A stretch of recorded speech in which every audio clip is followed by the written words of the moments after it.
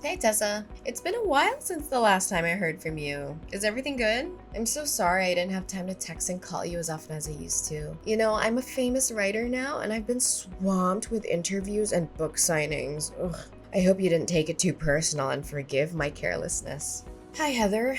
Yes, things are going well, as usual. In fact, nothing much has changed since the last time I moved out of the house, actually. I'm surprised you brought that up. Are you still holding a grudge against me for marrying your ex-husband? It's been years, sis. You should be able to forgive me by now. We're family after all. I wish it were that easy. Losing my husband and getting kicked out of my house in one day was a lot to handle. As a matter of fact, I still haven't fully processed everything that happened, and I still feel the pain when I think about it. I know, sis, but how can you save a marriage that was no longer working anymore? George already told you that his feelings for you had faded over time, and I was the only one who had a spot in his heart. Surely he made this clear before you guys got divorced, correct? I know you're still beating yourself up for losing such a well-off man like George, but it's about time you move on and face the reality, Tessa. I never cared about his money. What I cared about was the betrayal. I was deeply hurt when I found out that he cheated on me with you. The sight of you two together in my bedroom was a knife to my heart. I felt betrayed and humiliated. Come on, sis. Don't act like I'm the one who's at fault here. I mean, your husband was the one who hit on me first. What was I supposed to do? Even if that were the case, you could have easily said no, but instead you chose to betray your own sister. My husband wasn't innocent, but I don't think you were either. In fact, I still blame myself sometimes for ignoring the red flags that kept telling me you were seducing my husband. Honey, I wouldn't call it a betrayal. Didn't you hear what he said before the day you got divorced? He told you that he had lost all of his interest in you a long time ago, but he didn't want to hurt your feelings. Many times he came to me for comfort and advice, and we grew closer and closer just like that. George was unhappy for quite a long time,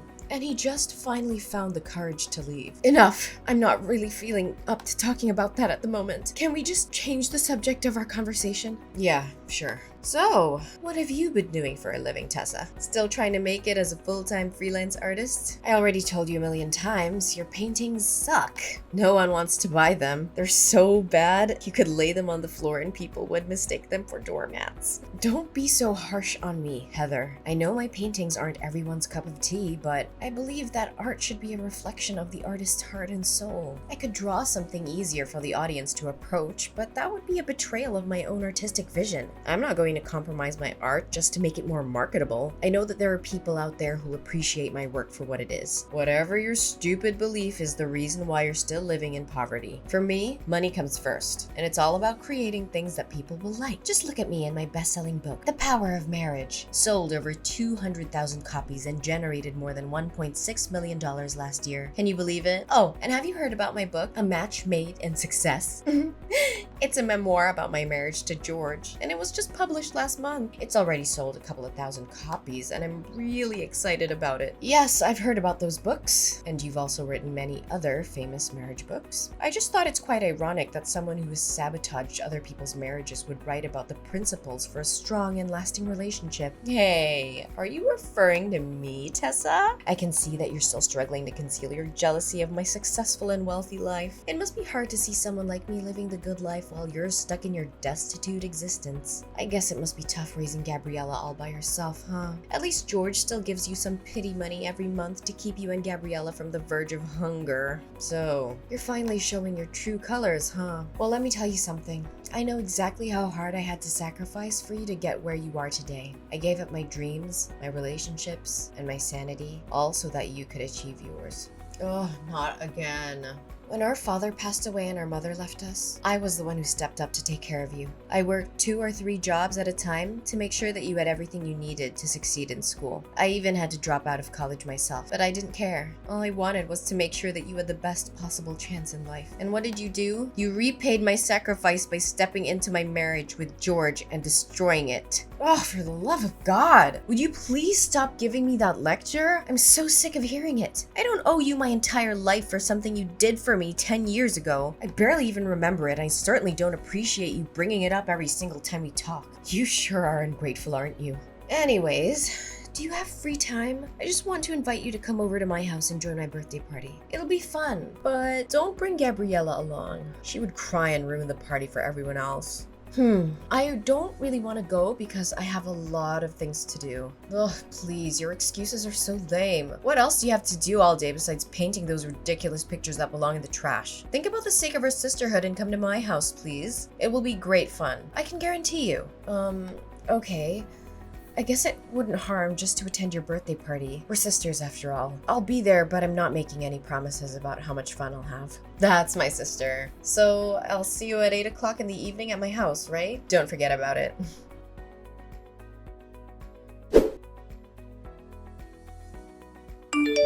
What was your intention of inviting me to your dinner party last night? You treated me like my presence wasn't even important. You called me your housekeeper and made me slave away for you and your guests. What was that all about? I'm not sure if you were trying to be funny or if you were just being mean, but either way, it was really hurtful. Tessa, really, could you think rationally for just a little bit? How can I call you my sister when you're so impoverished? I mean, judging by the way you dressed yesterday, I can only guess those outdated garments were bought at a thrift store or a garage sale. It's embarrassing to be seen with you in public. You don't even deserve to be my housekeeper. What? How can you say that about your own sister? Are appearance and money truly that important?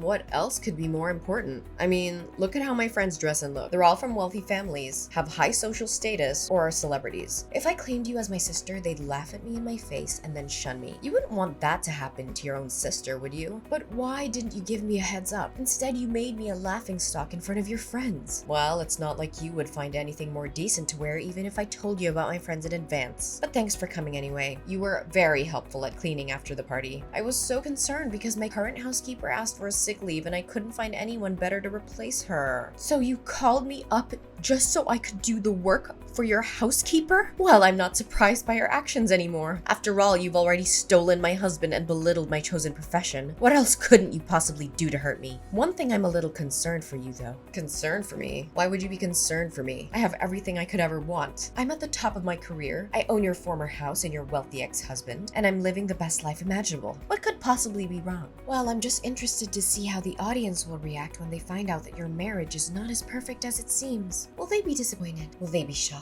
I can't tell for sure. What do you mean when saying that my marriage isn't perfect? We are both incredibly successful people. I'm a world-renowned writer, and George is a household name who earns over $500,000 per year. What could possibly go wrong with my marriage? Well, I'm not trying to be nosy, but I found out yesterday that you and George are sleeping in separate rooms. I don't have to be a psychologist to know that sleeping apart can be a sign of troubled marriage, or even a marriage that's on the verge of dying. Am I correct about that? What? How dare you break into my room without my permission? I'm sure you were looking for something to take from my house. What? I may have some financial problems, but I'm certainly not a thief. You were the one who told me to clean the entire house before the guests arrived. Remember? I only did what you asked me to do. Oh yeah, I told you that. But it's understandable that every marriage has its ups and downs. My marriage with George is no exception. We've had a few arguments lately and we're not talking to each other right now. But that doesn't mean our marriage is on the verge of dying like you said. The condition of the master bedroom is a clear indication that it hasn't been used in a long time. The air is stale and musty. The floor is covered with a thick layer of dust, and there are cobwebs in the corners. The windows are also smudged with dirt. Just admit it, you and George weren't sleeping together for years. Why do you have to keep pretending that you have a happy marriage? We both know that's not the case. You're not fooling anyone. It's my family business. Don't stick your nose into it. I'm sure your audience will be devastated to learn that the power couple, an impeccable marriage they look up to, is nothing but a complete sham. I'm sure the press will be thrilled after I reveal to them this hot topic. You! How dare you threaten me like that? No, I mean, Tessa, why should you ever rat out your own sister? Really? I've made a great fortune and achieved fame from selling those books. If anyone ever finds out the truth about my marriage with George, my reputation will be ruined and I'll be ruined with it too. I'm begging you, Tessa, please don't tell anyone about this. Just a few minutes ago, you were raising your voice at me, calling me your housekeeper, and belittling me for my financial status. What's the reason for your sudden change in your behavior? Well, Tessa, you know I didn't mean what I say. In fact, you already knew that I'm a person who always speaks without thinking about the consequences of my words. Please, Tessa, just forgive me this one time. I'll swear I'll treat you better the next time we meet. You have my word. I don't know, Heather. You've done me wrong over and over again. I don't know if I can still put my trust in you after all of this. I know I messed up, and I'm so sorry for what I did. I know that it doesn't make it right, but I hope you can forgive me. You know that you're the only one I can count on. Other than you, I have no one else. Please, Please, Tessa, spare me this time. Okay, I let you go this time, but I'm warning you. If you do this to me again, I'm done. I can't keep forgiving you for breaking my trust. Thank you, Tessa. I know that you're my dearest sister in the world and you would never do anything to harm me.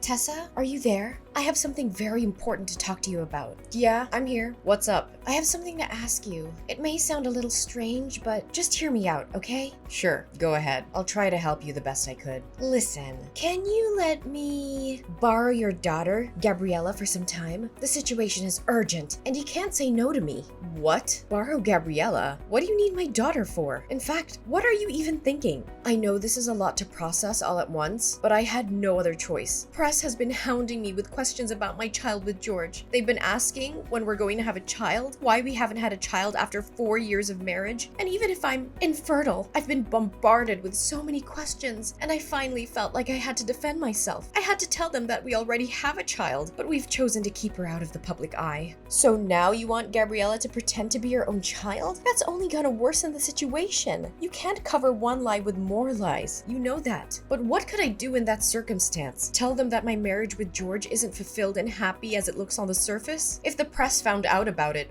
my life would be a complete disaster. I've worked so hard for my career. I've built everything I have from the ground up. The fame, the money, the spotlight, everything I own would dissipate in just a blink of an eye. How can I live with that? I don't know, Heather, but this is just too much. Gabriella is my daughter, and I love her more than anything in the world. I just can't hand her over to you like a merch. Oh, sister, don't make it sound so complicated. I'm just gonna borrow Gabriella for the press release of my upcoming book. After that, I'll let her back into your arms, safe and sound. In fact, after appearing at my press release as my daughter, Gabriella will become famous just like me. With her newfound fame, she'll be able to earn a lot of money and sign contracts with large brands. This'll turn you and your daughter's destitute life into something that's worth living. Don't try to bait me with money. You know that I'm not a materialistic person like you. Besides, Gabriella doesn't need the kind of fame that is based on lies. She deserves to be famous for her own merits, not because of someone else's deception. I don't want her to end up like you, living a life that is based on falsehood and manipulation.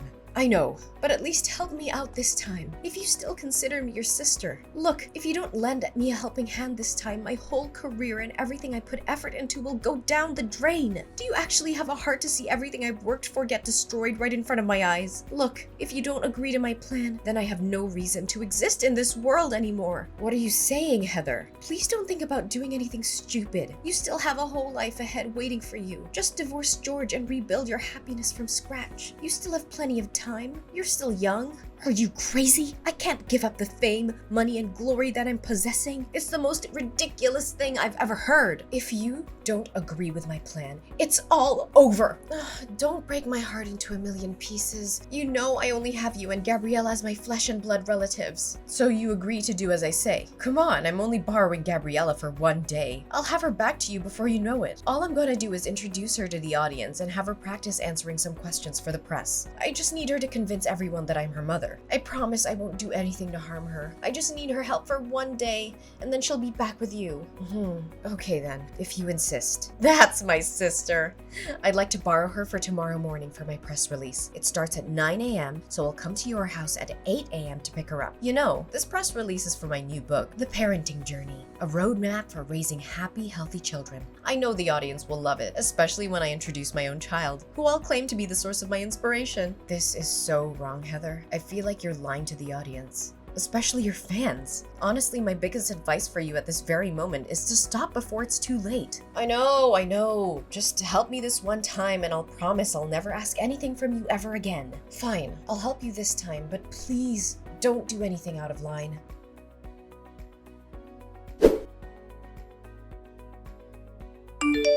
Heather, where are you and Gabriella? I've been waiting for you the whole day. You said you were gonna return Gabriella to me by 1 p.m. Didn't you receive my innumerous texts and calls? I'm sorry, Tessa, but Gabriella is staying with me. She's such a bright kid, and the audience fell in love with her immediately. Did you know that just today, my new book has sold a couple of thousand copies? It's thanks to Gabriella. Tessa, I think I'm gonna keep her around. Will you let her stay with me? No! She's my daughter. How can I let you keep her? Oh, come on, Tessa. Do you honestly think that you're giving her the life she deserves with your scanty income? I, on the other hand, have a solid financial footing that I can guarantee you that I'll take a better care of her than you ever did. I promise Gabriella will be showered with fame and money when she's become my child. There's no way she's gonna agree with your stupid idea. She knows very well that I'm her mom and she will insist on coming back to my arms. Ugh, Heather, she's a 2-year-old kid. She can't decide for herself. Besides, I'm already at the airport. Me and my husband and Gabriella are heading to another country where you can't find me. Don't worry, I'll send you a couple of pictures of your daughter every now and then.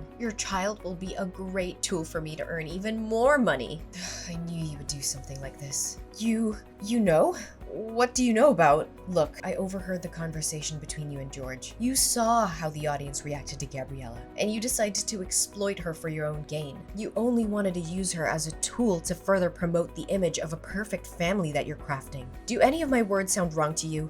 What? So you already found out about my plan? Why did you let me carry on with it anyway? Well, I just want the world to know your other side of personality, and what's better than catching you red-handed? By the way, me and the paparazzi are after you. We were tailing you all the way from your house to the airport. You're not gonna get away so easily. And what's happening between us is being broadcasted live. Guess you're making $1 million worth show, just as you always wanted. What? Where are you? Show yourself now. I don't have time to play the game of cat and mouse with you. Well, take a look behind your back and find out.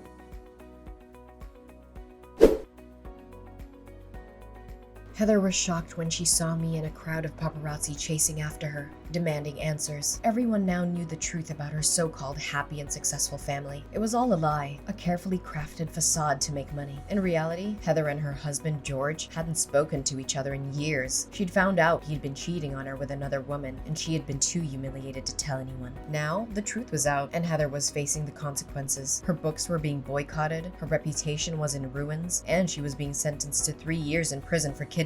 The prospect of my sister being able to write again seems daunting, and it may take a considerable amount of time. Additionally, I am uncertain if anyone will ever believe what she says again after what happened. Finally, Gabriella got back into my arms again. My precious girl is the angelic light that guided me even during my darkest days. She's my reason for living, and every picture that I paint reflects the immense and inseparable love between us. As my daughter Gabriella became famous, my paintings also gained more recognition. The audience finally understood the deep meaning behind my paintings, which depict the special bond between a mother and child. Eventually, I was able to open my own painting gallery. With the proceeds of the sale of my paintings, which amounted to almost $100,000, I donated half the money to charities that provide financial assistance to single mothers. I hope to uplift their lives in the same way that mine had been uplifted.